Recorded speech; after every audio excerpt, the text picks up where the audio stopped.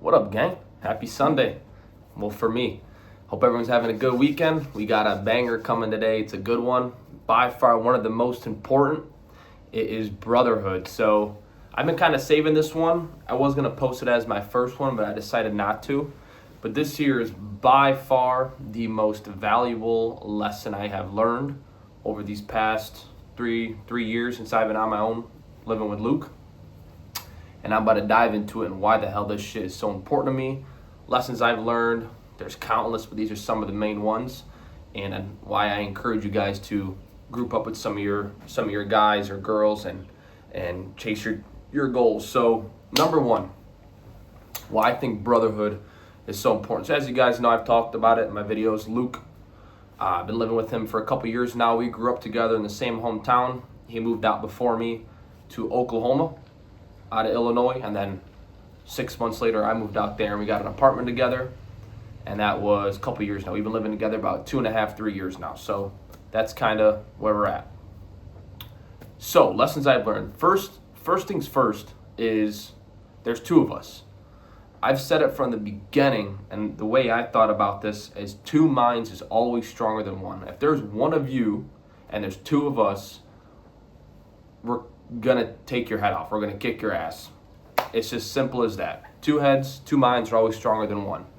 What this allows us to do, because there's two of us, is we're able to give different perspectives on each other's that we might not see, different perspectives on something we come across, different opportunities, whatever it is. Since we obviously see the world a little bit different, we see and take in things differently, we're able to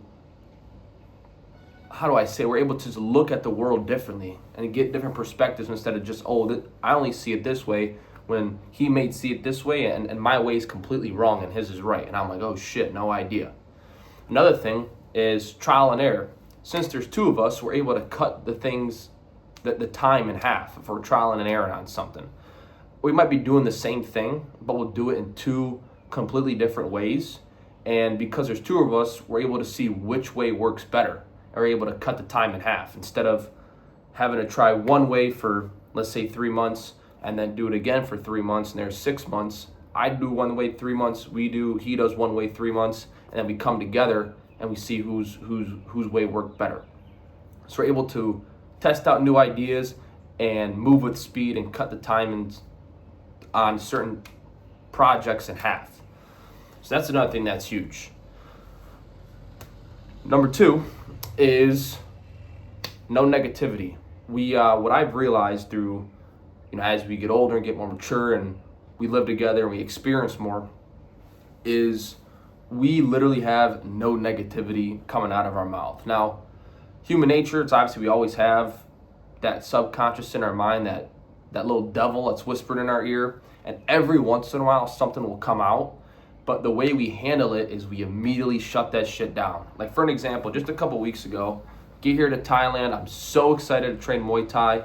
And right away, my shins are just fucked, just cooked. And I'm training and I still want to spar, which wasn't the best thing to do, but I'm still trying to spar, but I can't kick. But other people are kicking. And I just got frustrated and I hit my gloves together and I was like, man, this shit's annoying. Just like out loud, like my emotions just took over like a little girl. And right away, he was like, bro, like, I don't want to hear that shit. Like, he just called me out on it. And it's good because when you get called out like that, you really realize that what you're, like, right when it came out of my mouth, I was like, man, that was just, like, stupid. But when he called me out, like, we just don't allow that in our circle, in our atmosphere. We don't allow that negativity because what you come out of your mouth is going to happen. So all we preach about is just positive things, no negativity, and whatever does come out, we just shut that shit down if it is negative, which is really not that often anymore, and it allows us to always be in this flow state and positive things only, and talking about money, work, or Muay Thai pretty much. So that's another thing. Number three, I think we're on, and this is probably one of the most important, is you just know someone always has your back. Whether I'm right or wrong or vice versa, I'm either going to be corrected in a right way, maybe not publicly, privately, or if I am right, he's going to back me up on it and stand by my side. And I don't mean that physical way. I know he has my back, but, things that I'm bringing up or ideas that I'm trying, again, it kind of ties back into different perspectives. Like someone always has my back and is rooting for me.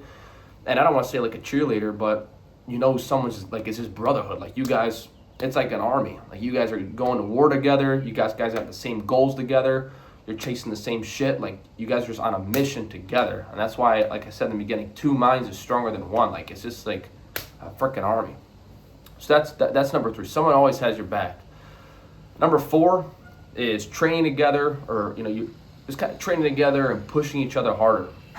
Being honest, like me working out with Luke, whether it's Muay Thai, we're just working out. Like we've had different stages of bodybuilding type workouts, calisthenics, running, Muay Thai, combat sports. Like us training together, you just get pushed way harder. Like I've noticed it, especially in the weight room. We were kind of doing, it was more of our calisthenics era, and we were doing like weighted dips and weighted pull-ups, and every time we worked out, like I was just PRing like every single time. And it's just because I was able to do more weight. He's like, bro, throw on 10 more pounds. Like, you can do that shit. And I was just doing more weight than I thought I could even do.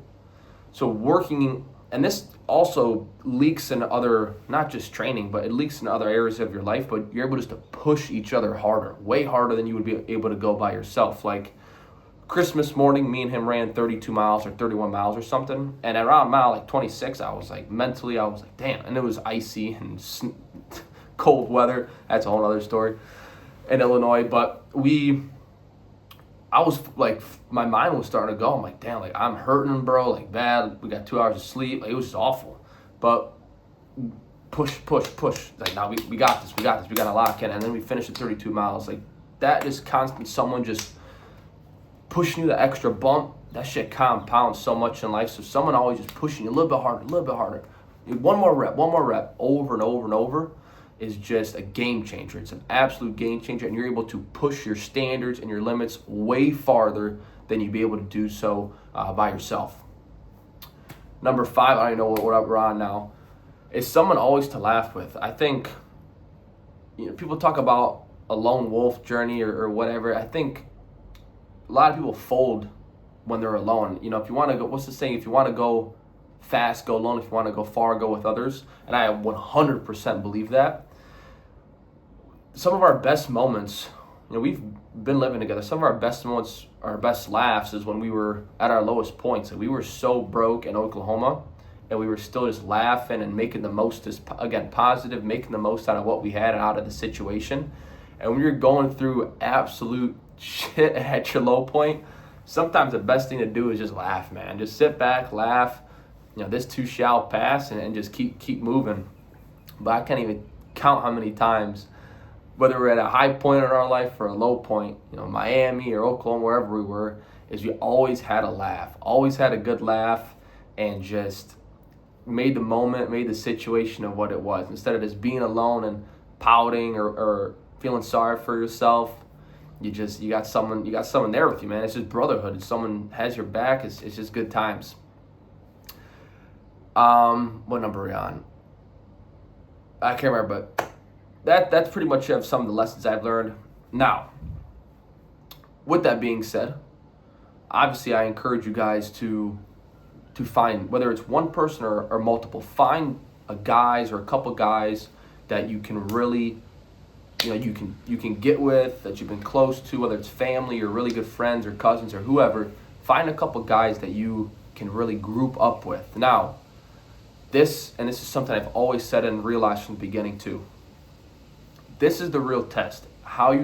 Let's say if you're finding, you're trying to look for a couple guys, how do you know if they're the right one? How do I know if I want to live with this person, if I want to accomplish my goals with this person? How do I know if they're going to have my back, etc.? The real test is 2 ways. It's money or chicks. This is the 2 things that will make or break a relationship. Ask yourself, or you can even maybe test it in a way. Ask yourself, if I gave this guy, or left my wallet on the table, or if I gave this guy my debit card, or if I gave him, left $100 laying out on the counter and act like I didn't see it. If I left that there, would they snag it, or would they use that card and not tell me, or would they use my $100 and not pay me back without saying anything? Other test, is girls. Ask yourself, if I got my girlfriend, if I had one of my girlfriends in the past or whatever, and I put her next to him in bed, butt naked, are they gonna try and hit? Are they gonna try and smash? If the answer is no, you got yourself a real one. If the answer is yes, you don't. Those are the two, and I've seen it growing up. I've seen it since I moved out. Those are the two things right there that will fuck up a tight group of guys, a couple relationships that will fuck it up. Is those two right there, money or chicks? So ask yourself. That's the real test. Ask yourself those two questions and think if they would really do it or not. And then I would say last thing is those guys are definitely hard to come by. 100% is from a select few. You have to choose wisely. Really look at your options, and it's not going to be a lot. Again, it might be one, it might be two. You might get lucky and get 4 off the rip, but one is enough. You don't need a whole nation or a whole army to take over a nation. You just need one or a couple. And once you find them, you'll know it for sure. But that's really all I got for you guys. Hope you have a good day. Find yourself a couple tight ones. If you got any questions, let me know. If you want to see anything specific, put it in the comments below. Instagram is at It's Joey Story. Luke's Instagram is Luke1Story. And his handle for YouTube is in the description. It's Dream Chaser CEO. So go check out his videos. Let's go.